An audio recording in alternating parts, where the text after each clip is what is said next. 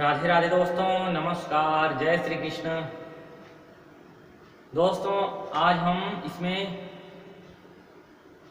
हमें भगवान का महसूस, फीलिंग, आभास हमें क्यों नहीं होता, इसे हम समझते हैं। हमें भगवान का महसूस क्यों नहीं होता, हमें भगवान का महसूस नहीं होता दोस्तों। होता है आपको महसूस, फीलिंग होता है, उसका महसूस होता है, भगवान का नहीं होता। इसलिए हम समझते हैं कि भगवान नहीं है। संसार में कोई भी प्राणी, किसी भी व्यक्ति को, किसी भी जीव को भगवान पर विश्वास नहीं हो सकता। विश्वास भी अगर करते हैं हम तो अटूट विश्वास, दृढ़ विश्वास हमें नहीं होता। हल्का विश्वास होता है, 50% विश्वास होता है, 60% विश्वास होता है, 80% विश्वास होता है, लेकिन 100% विश्वास हमें नहीं होता। क्यों नहीं होता? क्योंकि भगवान का हमें महसूस ही नहीं होता, फीलिंग ही नहीं होता, आभास ही नहीं होता। आज इस वीडियो में पूरे इसी विषय में चर्चा करते हैं दोस्तों कि हमें भगवान का महसूस, आभास क्यों नहीं होता, इसका कारण क्या है, और भगवान का हमें पता क्यों नहीं चलता कि भगवान है भी कि नहीं, कि कहाँ है, कैसा है, कि कहाँ पर है भगवान। इसे आज हम समझते हैं।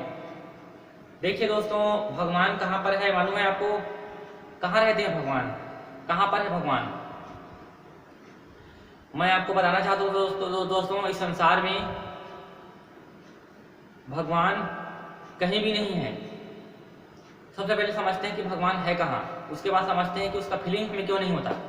पहले समझते हैं दोस्तों भगवान कहाँ रहते हैं, उनका मूल स्थान कहाँ है। मूल जो उसका प्रमुख स्थान है, जो जहाँ भगवान प्रत्यक्ष रहते हैं, वो उसका स्थान, जगह, प्लेस कहाँ पर है, इसे समझते हैं। पहले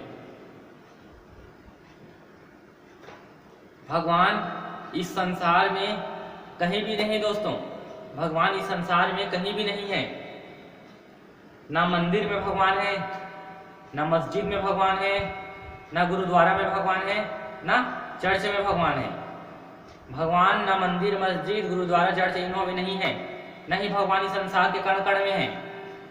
भगवान कहाँ पर है, मैं आपको प्रत्यक्ष बता रहा हूँ दोस्तों। प्रत्यक्ष जहाँ भगवान 100% वहाँ रहते हैं, 100% उनका वास रहता है भगवान का, और हर सेकंड रहता है।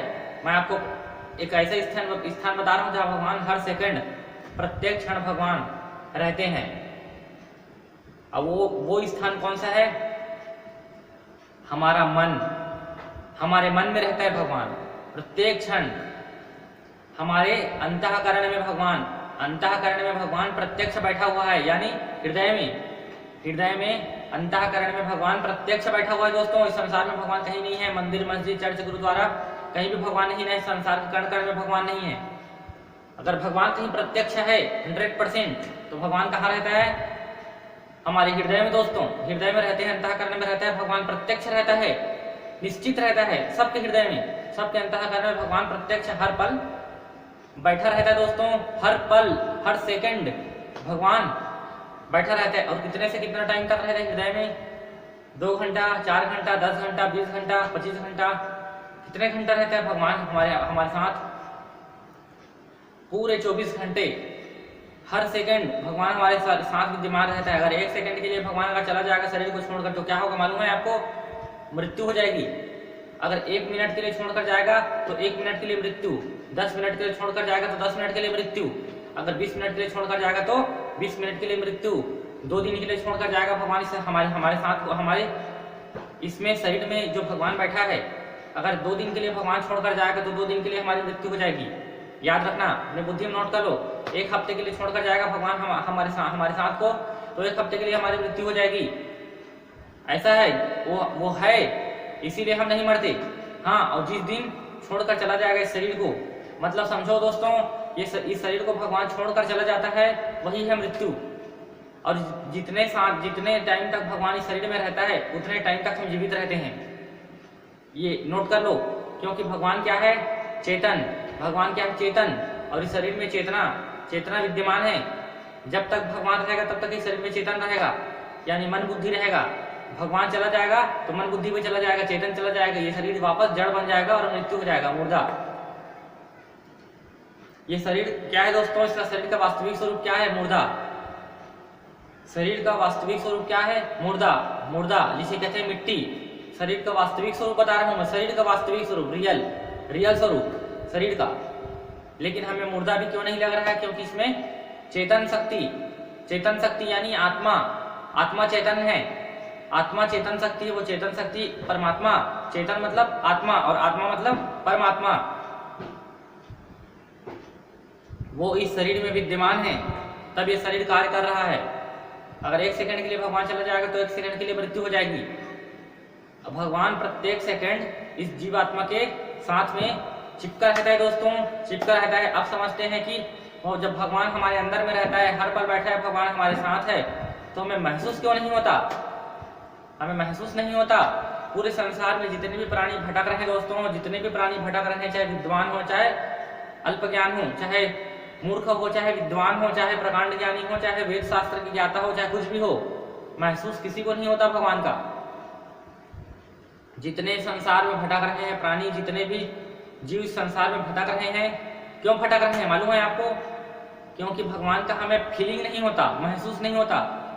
अगर किसी को भी अगर महसूस अगर हो जाता भगवान का, तो वो भगवान को छोड़ता नहीं, भगवान के रास्ते पर चल पड़ता। हमें हमारा मन भगवान में क्यों नहीं लगता? हमें भगवान की तरफ जाने की इच्छा क्यों नहीं होती? हमें भगवान में मन केवल हमारा मन भगवान में क्यों नहीं लगता? जैसे हमारा मन संसार में लगता है, हमारा मन यहाँ के हर चीजों में लगता है, ऐसे ही हमारा मन भगवान में क्यों नहीं लगता? तो सोचा है दोस्तों आपने कभी हमारा मन भगवान में क्यों नहीं लगता? किसी का मन नहीं लगता, ऐसे नहीं, किसी का मन भगवान में लग ही नहीं सकता। इसका कारण क्या है? क्योंकि हमें भगवान के बारे में कुछ भी मालूम नहीं है, उसका फीलिंग नहीं है, उसका कुछ भी चीज हमें उसका पकड़ ही नहीं है, भगवान का उसका महसूस ही नहीं है हमें देखो, हम रसगुल्ला खाते हैं, गुलाब जामुन खाते हैं, कुछ भी जो कुछ भी हम ग्रहण करते हैं, हाँ ग्रहण करते हैं, उसके बाद हमें कुछ तृप्ति मिलता है, जीभ में सुख मिलता है, आनंद मिलता है। इसी कारण हम बार बार रसगुल्ला गुलाब जामुन हम ग्रहण करते हैं और यहाँ के अच्छे चीज पदार्थ ग्रहण करते हैं, क्योंकि उससे हमें आनंद मिलता है, सुख मिलता है। और जैसे कुछ भी चीज को हम आंखों से देखते हैं तो हमें सुख मिलता है, और कुछ भी चीज को हम बोलते हैं तो हमें सुख मिलता है। लेकिन सब चीजों का हमें सुख का हमें अनुभव है, फीलिंग है, महसूस है। जो हमें पेट दर्द करता है, गैस बनता है, छाती दर्द करता है, गला में दर्द होता है, मस्तिष्क में दर्द होता है, तो हमें फीलिंग होता है, महसूस होता है। हमारे अंदर में दर्द होता है, कुछ भी होता है तो हमें महसूस होता है।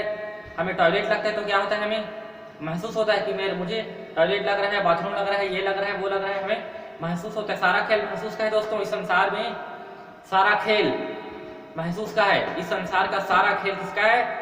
फीलिंग का। इस संसार के सारा खेल महसूस का है बस, जहाँ कुछ है वही नहीं है, केवल महसूस है बस। हमारे पेट में ये हो रहा है, वो हो रहा है, हमें ये लग रहा है, वो लग रहा है, मेरे छाती में दर्द कर रहा है, ये सब महसूस है और कुछ है नहीं है, केवल महसूस है बस। और महसूस केवल सबका होता है, हमें सबका महसूस होता है, सब चीजों का फीलिंग होता है हमें। अंदर में भगवान बैठा है, सबके में बैठा है। इसी कारण कोई विश्वास नहीं करता। किसी को बताया जाता है हृदय में भगवान बैठा है तो विश्वास नहीं करता। क्यों नहीं करता? क्योंकि फीलिंग ही नहीं होता भगवान का, महसूस ही नहीं होता। चाहे हम अच्छा कर्म करें तो भी महसूस नहीं होता, और चाहे बुरे कर्म करें तो भी हमें महसूस नहीं होता। किसी भी कर्म में भगवान का हमें महसूस नहीं होता, आभास नहीं होता, फीलिंग नहीं होता। क्यों नहीं होता?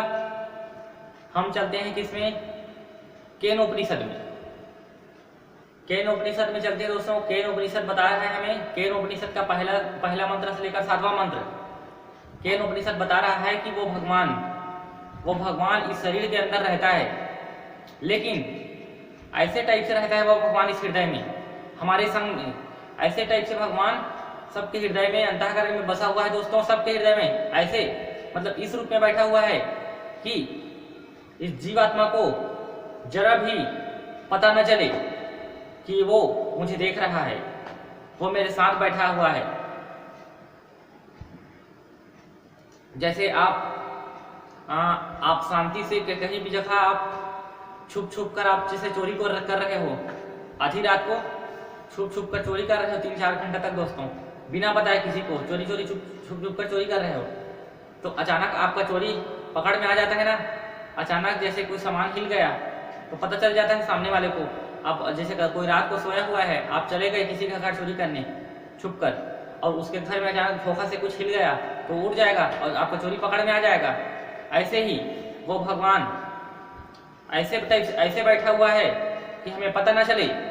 जैसे चोर जब चोरी करता है तो ऐसे चोरी करता है कि उसे किसी को पता ना चले, कि वो छुप कर चोरी कर रहा है।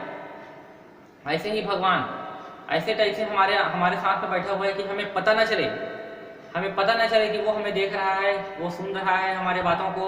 वो उसके बाद अपने भगवान यहाँ तक कि अपने बारे में हमें कुछ भी चीज़ नहीं दिया है दोस्तों, कुछ भी चीज़ नहीं दिया है, कुछ भी ज्ञान नहीं दिया है हमें अपने बारे में जानने का, अपने आप को जानने का हमें कुछ भी महसूस नहीं दिया है, फीलिंग नहीं दिया है। सब ये केन उपनिषद बता रहा है हमें कि भगवान सारे अनुभव से परे है और सारे प्रमाणों से परे है। उस भगवान का कोई प्रमाण नहीं है और उसका कोई अनुभव नहीं है, उसका उसी किसी को अनुभव नहीं हो सकता। भगवान का अनुभव किसी को नहीं हो सकता, फीलिंग किसी को नहीं हो सकता। फीलिंग को हमें करना पड़ेगा। जितने भी भगवान को पाया है दोस्तों, मीराबाई से लेकर रसखान से लेकर सबरी, कबीर, तुलसी, जितने भी भगवान को सब प्राप्त किया है, सब ने उसे महसूस किया है, फीलिंग अपना खुद से फीलिंग किया है उसे, तब उसे पाया है। भगवान का महसूस अगर होगा करके अगर देखता रहेगा तो भगवान कभी मिलेगा नहीं।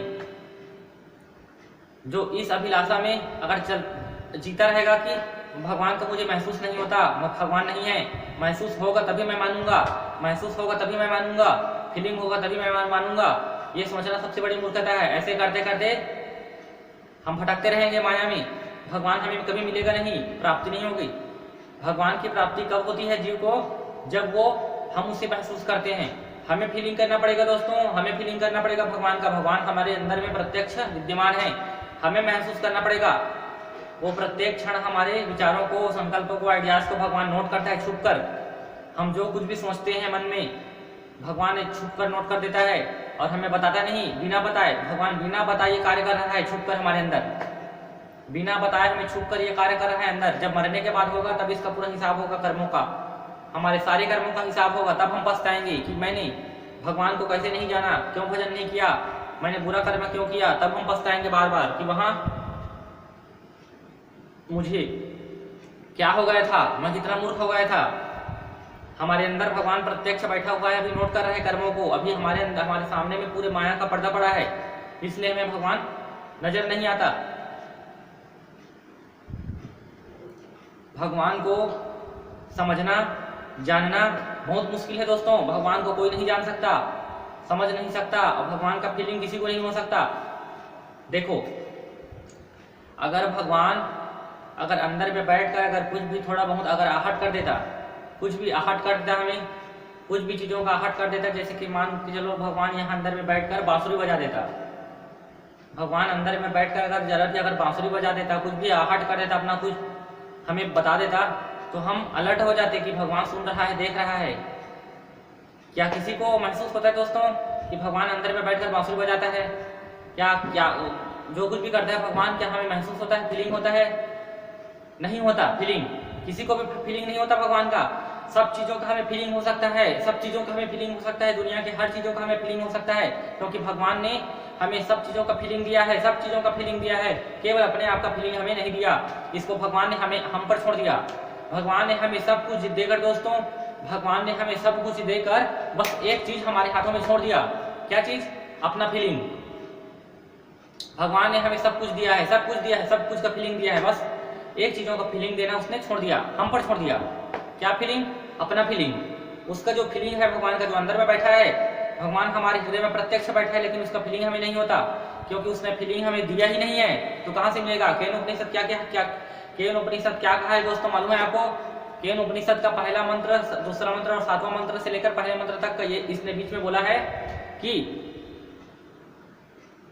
ये मंत्र कह रहा है केन उपनिषद का कि इस शरीर, इसमें हमें जितने भी फीलिंग मिला है, इस फीलिंग को, इस महसूस को दिया उसने है, इस फीलिंग को, महसूस को दिया उसने है। जिसका हमें फीलिंग नहीं होता, उसी ने दिया है। हमारे सारे फीलिंग को, महसूस को दिया किसने है? उसने दिया है। जिसका हमें फीलिंग नहीं होता, महसूस नहीं होता, उसने दिया है हमारे सारे फीलिंग को। तो बताओ भला उसका फीलिंग कैसे हो जाएगा? जिसने तुम्हें सारी फीलिंग दिया है उसका फीलिंग नहीं हो सकता? और कौन दिया है ये फीलिंग? भगवान दिया है। भगवान हमें सारी फीलिंग दिया है, जितने भी हमें महसूस होता है सब फीलिंग भगवान ने दिया है, तो भगवान को महसूस कैसे होगा? नहीं हो सकता। देखो दोस्तों, मैं एक चीज और बता रहा हूँ केन उपनिषद के बारे में। हमारा आंख, केन उपनिषद क्या कहता है समझना।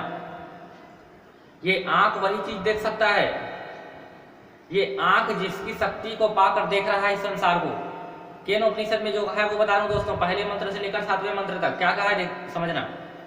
ये आंख जिसकी शक्ति को प्राप्त करके ये आंख इस जगत को देख रहा है, कुछ भी जो कुछ भी हम देख रहे हैं इन आंखों से, ये आंख जिसकी शक्ति को पाकर इस पूरे जगत को देख रहा है उसको ये आंख नहीं देख सकती।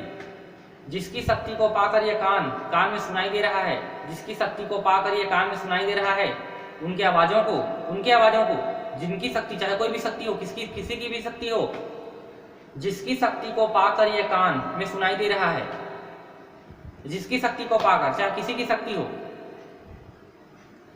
यहां अगर देखो, यहां पास मेरे सामने में कोई आदमी खड़ा है, अगर उसकी शक्ति को पाकर अगर कोई आदमी खड़ा है, अगर उसकी शक्ति को पाकर में इस कान में सुनाई देने की शक्ति है, उसकी शक्ति को पाकर अगर इस कानों में सुनाई दे रहा है, उसकी शक्ति को पाकर, तो वो बोलेगा उसे मैं नहीं सुन सकता। ये कह रहा है ये मंत्र। क्या कह रहा है दोस्तों? दो लोग खड़े हैं हम, अगर उसकी शक्ति को पाकर इस कान में सुनाई देने की शक्ति है तो मैं उस व्यक्ति की आवाजों को मैं नहीं सुन सकता। हाँ, ये कह रहा है ये मंत्र। लेकिन तो मैं तो सुन सकता हूँ उस आदमी की आवाजों को, है ना। कोई भी हम बात कर रहे हैं तो हम सुनाई देता है नहीं कान दोस्तों। क्यों देता है? क्योंकि उसने हमें कान में सुनाई देने वाली शक्ति हमें जगत में किसी ने नहीं दिया है, और उसने दिया है जिसका आवाज हमें नहीं आता। ये कह रहा है ये केनोपनिषद का मंत्र। क्यों? अर्थात कौन? ब्रह्म, परमात्मा का आवाज आता है किसी को दोस्तों, वो अंदर में बैठकर बांसुरी बजाता है, वो हमसे कुछ बोलता है। जब हम भगवान से बात करते हैं अंतर्मन में, अंतरात्मा से जब हम बात करते हैं भगवान से, जब हम पुकारते हैं अंतरात्मा से भगवान को पुकारते हैं, भगवान को हम पुकार लगाते हैं कि प्रभु मेरे इन कार्यों को पूरा कर दो। अंतर्मन से जब हम पुकारते हैं भगवान को, तो मालूम है दोस्तों आपको, भगवान भी हमारे साथ बात करता है। जब हम अंतर्मन से पुकारते हैं, रो रो कर पुकारते हैं भगवान को, तो भगवान भी हमारे साथ बात करता है। हमारे अंतर्मन में जब बात करते हैं तो वो भगवान भी हमारे साथ हृदय में अंदर में रहकर भगवान बात करता है हमारे साथ। लेकिन हमें सुनाई क्यों नहीं देता? वो बोलता है, यहाँ के लोग बोलते हैं वो हमें सुनाई देता है, लेकिन उनकी बात हमें सुनाई क्यों नहीं देता मालूम है आपको? क्योंकि इस कानों में सुनाई देने वाली जो शक्ति है वो उसी ने दिया है।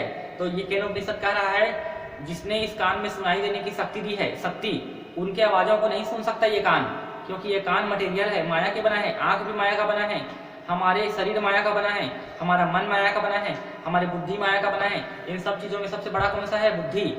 सबसे छोटा कौन सा है? शरीर से बड़ा क्या है? इंद्रियां से बड़ा क्या है? मन से बड़ा क्या है? बुद्धि। और सबसे बड़ा क्या है? बुद्धि। और बुद्धि तक पूरा माया ही माया है।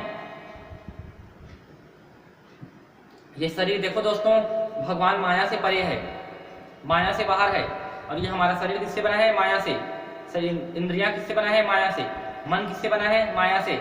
बुद्धि किससे बना है? माया से। और जो सबसे बड़ा है बुद्धि, यानी वो बुद्धि भी माया से बना है। अब बताओ, भगवान को किसी भी चीजों से नहीं पकड़ा जा सकता दोस्तों, न बुद्धि से, न मन से, न इंद्रियों से, न शरीर से, किसी भी चीजों से, न आंख से, न कान से, न जिह्वा से, किसी भी चीजों से भगवान को नहीं पकड़ा जा सकता। ये केनोपनिषद कह रहा है। किसी भी चीजों से। बड़े बड़े विद्वान, ज्ञानी, प्रकांड विद्वान हुए हैं संसार में, बड़े बड़े सम्राट हुए हैं, बड़े बड़े ज्ञानी, बड़े से बड़े ज्ञानी, बड़े से बड़े योगी, बड़े से बड़े तपस्वी, बड़े से बड़े संत, कोई भगवान को नहीं पकड़ सकता। भगवान को कोई नहीं पकड़ सकता दोस्तों, कोई नहीं पकड़ सकता भगवान को। भगवान सबसे बाहर है, सबसे बाहर है, माया से, संपूर्ण माया से बाहर है, कोई उसे नहीं पकड़ सकता।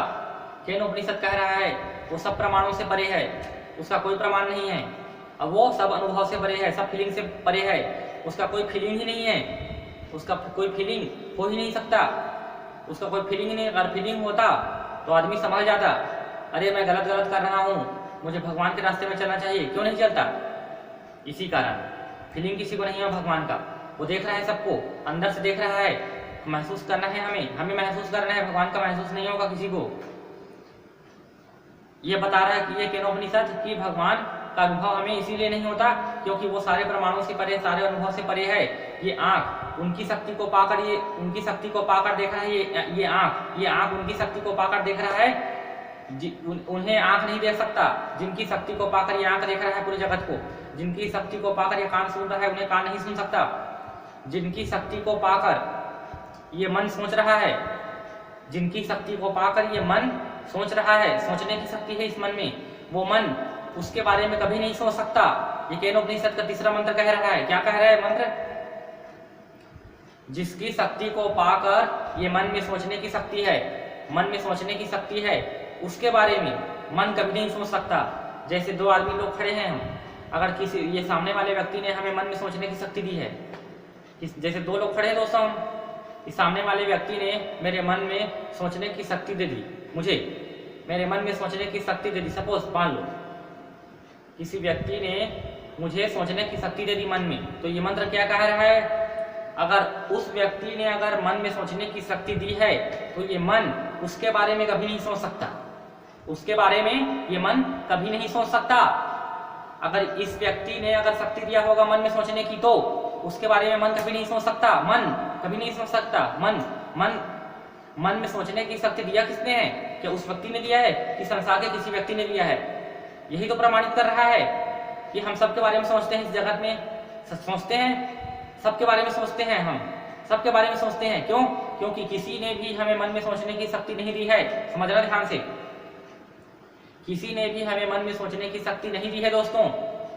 लेकिन हमारा मन उसी का चिंतन नहीं करता, इस पूरे सब चीजों का चिंतन करते हैं। इस दुनिया में सब चीजों का चिंतन करते हैं, ये मन सोचता है सबके बारे में, हाँ, लेकिन किसके बारे में नहीं सोचता ये मन? भगवान के बारे में। क्या मन भगवान के बारे में सोचता है? संसार में देखना पूरे सबके मन को, सबके मन को इतना उछाल रहा है, इतना उछाल रहा है, सबके मन को जांच, सबके मन की जांच करना और अपने मन की जांच करना। मन भगवान के विषय में सोचता है दोस्तों। मन भगवान के विषय में सोचता है। 1 सेकेंड, 2 घंटा, 3 घंटा समय निकाल कर मन सोचता है, आज मैं भगवान के बारे में सोचूंगा, आज कि भगवान के बारे में सोचूंगा आज। कभी मन भगवान के बारे में सोचता है? नहीं सोचता। इसीलिए नहीं सोचता क्योंकि इस मन में सोचने की शक्ति ब्रह्म से मिली है हमें। केनोपनिषद कह रहा है इस मन में सोचने की शक्ति हमें भगवान से मिली है। दूसरा बुद्धि में चलते हैं। बुद्धि को कह रहे हैं भगवान। इस बुद्धि को जानने की शक्ति, इस बुद्धि में ये बुद्धि जिसकी शक्ति से, इस बुद्धि में जिसकी शक्ति से ज्ञान है, जिसकी शक्ति से चेतना है, इस बुद्धि में समझने की शक्ति, जानने की शक्ति और याददाश्त की शक्ति, इस बुद्धि में 3 प्रकार की शक्ति है दोस्तों। इस 3 प्रकार की शक्ति, जिसकी शक्ति को पाकर इस बुद्धि में ये बुद्धि कार्य कर रहा है, जिसकी शक्ति को पाकर ये बुद्धि कार्य कर रहा है, जिसकी शक्ति को पाकर उसे चाहे कोई भी हो, चाहे वो कोई भी हो, कोई भी शक्ति दिया हो, तो इस बुद्धि में शक्ति किसी ने भी दिया हो इस बुद्धि में शक्ति, उसके बारे में ये बुद्धि कभी नहीं जान सकती। अगर 2 लोग हम लोग खड़े हैं आज सामने में, कोई व्यक्ति खड़ा है सामने में, अगर उसने इस बुद्धि में शक्ति दी है, अगर किसी व्यक्ति ने, इस संसार के कोई भी व्यक्ति ने, मान लो जो दोस्तों, अगर किसी संसार के कोई भी व्यक्ति ने हमें अगर बुद्धि में डिसीजन लेने की शक्ति, ज्ञान शक्ति और स्मरण शक्ति, अगर इन तीनों शक्ति को भगवान ने किसी भी व्यक्ति ने अगर हमें दे दी, मान लो किसी व्यक्ति भी ने हमें दे दी, तो उसके बारे में जिसने दिया है इसमें शक्ति, जिसने दिया है इस बुद्धि में शक्ति, उसके बारे में ये बुद्धि कभी नहीं जान सकती, चाहे वो व्यक्ति कोई भी हो। अगर जैसे मोहन है, सामने में खड़ा है मोहन, कोई मेरे दोस्त है मोहन, अगर मोहन ने मुझे शक्ति दे दी है बुद्धि में, सोचने समझने की शक्ति दे दी मोहन, तो मैं मोहन के बारे में कितने भी मैं प्रयास करूं जानने का, लेकिन ये बुद्धि उस मोहन को नहीं जान सकती। ये मंत्र कह रहा है दोस्तों केनोपनिषद का 4वां मंत्र। बुद्धि में जिसकी शक्ति को पाकर इस बुद्धि में संचालित है कार्य करने की शक्ति इस बुद्धि में, उनके बारे में ये बुद्धि कभी नहीं जान सकती। अब सोचो, इस बुद्धि को शक्ति किसने दिया है? ब्रह्म ने, परमात्मा ने। केनोपनिषद बता रहा है इस बुद्धि में शक्ति परमात्मा ने दिया है सोचने समझने की। तो बताओ भला, इस बुद्धि से उस परमात्मा को कौन जान सकता है? कितने भी हम जानने चलते हैं भगवान को, तो क्या कोई जान पाता है भगवान को? अच्छा बताओ, भगवान दयालु है या कठोर है? क्या लगता है आपको? कोई कहता है दयालु है, कोई कहता है कठोर है, और कोई कहता है दयालु है, कोई कहता है कठोर है। क्या हम जान पाते हैं सही रूप में? किसी वेद में क्या कहा है? हम भगवान को आसानी से प्राप्त कर सकते हैं भगवान के नाम जप करके, और किसी में कहा है कि भगवान को पाना इतना सरल नहीं है, भगवान को पाना बड़ा कठिन है। आप बताओ, भगवान को पाना सरल है या कठिन है? नहीं जान सकता। और भगवान क्या कह रहा है कि वैराग्य भी करो और सबसे प्रेम भी करो। तो बताओ कौन सा सही है? क्या प्रेम करना उचित है या वैराग्य करना उचित है? भगवान को वैराग्य करना भी पसंद है, वैराग्य और प्रेम करना भी पसंद है। अगर हम सबसे वैराग्य करने चले तो हमें प्रेम नहीं होगा किसी से, अगर हम सबसे प्रेम करने चले तो हमें वैराग्य नहीं होगा। सोचो, समझना दोस्तों इस बात को। हम प्रेम करने चलेंगे अगर किसी से तो हमें वैराग्य नहीं होगा, और वैराग्य करने चलेंगे हमें तो हमें किसी से प्रेम नहीं होगा। और भगवान क्या कह रहा है मालूम है आपको? प्रेम भी करो सबसे और वैराग्य भी करो। अब बताओ, दोनों को करना बहुत कठिन है, इसीलिए भगवान को कोई नहीं जान सकता। भगवान क्या कहना चाहता है वास्तविक में, उसका क्या है, भगवान क्या कहना चाहता है, वो उसे किसी ने नहीं जान सकता, क्योंकि भगवान बुद्धि से परे है। जैसे दोस्तों, मैं इस कमरे में हूँ, इस सिलेंडर है छत, इस छत के बाहर में मुझे किसी ने बता दिया कि इस छत के बाहर में बहुत सारे मेहमान लोग इस छत में घूमने गए हैं, या इस आसपास के पड़ोसी लोग इस छत में घूमने गए हैं। अब देखो, मैं इस कमरे में हूँ, मैंने छत में गया ही नहीं हूँ, छत में यहीं से कमरे से। क्या मैं अपने कल्पना करके, अनुमान लगा के, बुद्धि लगा के मैं जान सकता हूँ कि उस छत में कौन कौन व्यक्ति ने गया है और कितने लोग गया है? 5 लोग हैं कि 2 लोग हैं कि 3 लोग हैं? अगर किसी व्यक्ति ने अगर कहा कि चलो भाई कमरे के अंदर में रहकर बताओ कि इस छत में कितने लोग घूमने आए हैं और कौन कौन लोग हैं बताओ, तो मैं अपनी कल्पना से, अपने अनुभव से क्या मैं बता सकता हूँ कि छत में कितने लोग हैं? 2 लोग हैं, 4 लोग हैं, 10 लोग हैं, 20 लोग हैं? कितने लोग हैं मैं बता सकता हूँ दोस्तों? नहीं। कितने लोग हैं मैं बता सकता हूँ छत में? नहीं। ऐसे ही ये जो कमरा है वो क्या है मालूम है दोस्तों आपको? ये कमरा, ये है ब्रह्मांड, अनंत कोटि ब्रह्मांड है। प्रत्येक जीव इस अनंत कोटि ब्रह्मांड के अंदर में है, घेरे में है। प्रत्येक जीव इस अनंत कोटि ब्रह्मांड के घेरे में है, अंदर में है। और भगवान वो छत की तरह है, छत के बाहर है, मतलब उस अनंत कोटि ब्रह्मांड के बाहर है भगवान, बाहर है, बाहर, आउट, और हम इन में है, अंदर में है। अब बताओ, उस ब्रह्मांड के बाहर में क्या है, कौन है, कैसे टाइप से है वो?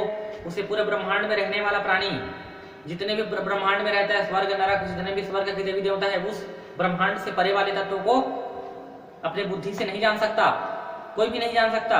इसीलिए भगवान बुद्धि से परे है, मन से परे है, इंद्रियां से परे है, शरीर से परे है, और सब चीजों से परे है भगवान। सब चीजों से परे, सब चीजों से परे है भगवान, सब चीजों से परे है दोस्तों, सब चीजों से परे है परमात्मा, सब चीजों से बाहर है। कोई भी चीज भगवान को ग्रहण नहीं कर सकती, केन उपनिषद कह रहा है। इसलिए भगवान का हमें महसूस नहीं होता, भगवान का फीलिंग नहीं होता, भगवान का कोई प्रमाण नहीं है। अगर भगवान का कोई एक प्रमाण है, अगर कोई भी भगवान का एक अगर सबसे बड़ा प्रमाण है, भगवान का सबसे बड़ा प्रमाण, तो वो क्या है मैं आपको बता रहा हूँ दोस्तों। भगवान का सबसे बड़ा प्रमाण 2 चीज है, बस 2 चीजों को आप देख कर आप समझ सकते हैं कि भगवान मेरे अंदर प्रत्यक्ष है। जो भगवान अंदर में है उसका मैं आपको प्रमाणित दे रहा हूँ 2 चीज। बस इन 2 चीजों को आप देख कर, जानकर, समझकर आप उन्हें जान सकते हैं भगवान मेरे अंदर बैठा है। कौन सी 2 चीज है? बस 2 चीज है प्रमाण भगवान का, उसके अलावा और कोई प्रमाण नहीं है। 2 प्रमाण है, भगवान में अंदर में प्रत्यक्ष बैठा है, इसका केवल 2 प्रमाण है। बस उन 2 चीजों को जानकर, देखकर, समझकर आप जान सकते हैं कि वो मेरे अंदर में प्रत्यक्ष बैठा है परमात्मा। कौन कौन सा 2 चीज है? एक पहला श्वास, 3 चीज है दोस्तों प्रमाणित।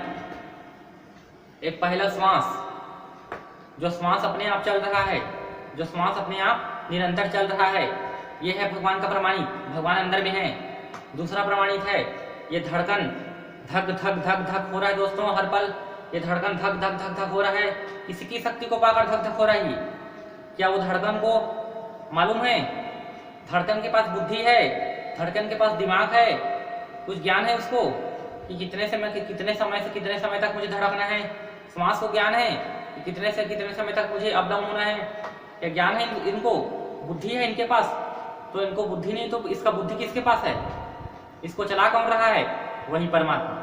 वो परमात्मा चला रहा है श्वास को और धड़कन को। ये परमात्मा अंदर में बैठे, इसका प्रमाणित है। और तीसरा, मन, बुद्धि, इसमें सोचने समझने की शक्ति आ है, चेतना, ये परमात्मा है। चेतन, चेतन कौन है? परमात्मा है।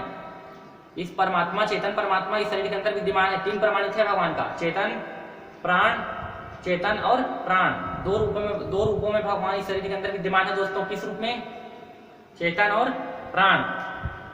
चेतन और प्राण के रूप में 2 रूपों में भगवान इस शरीर के अंदर विराजमान है दोस्तों। ये हुआ भगवान का महसूस। और फीलिंग हमें क्यों नहीं होता? आज हमने समझा है कि भगवान का हमें महसूस इसीलिए नहीं होता क्योंकि वो भगवान सब चीजों से परे है, उसे कोई नहीं जान सकता। ब्रह्मा विष्णु महेश भी उसे नहीं पकड़ सकता। उस भगवान को जो सबसे परे है उसे कोई भी पकड़ नहीं सकता, कोई भी जान नहीं सकता, कोई भी नहीं जान सकता। अगर जान जाते हम तो हमारा काम बन जाता। इसीलिए भगवान को कोई नहीं जान सकता दोस्तों। जय श्री कृष्ण। राधे राधे, श्री राधे, श्री राधे, श्री राधे।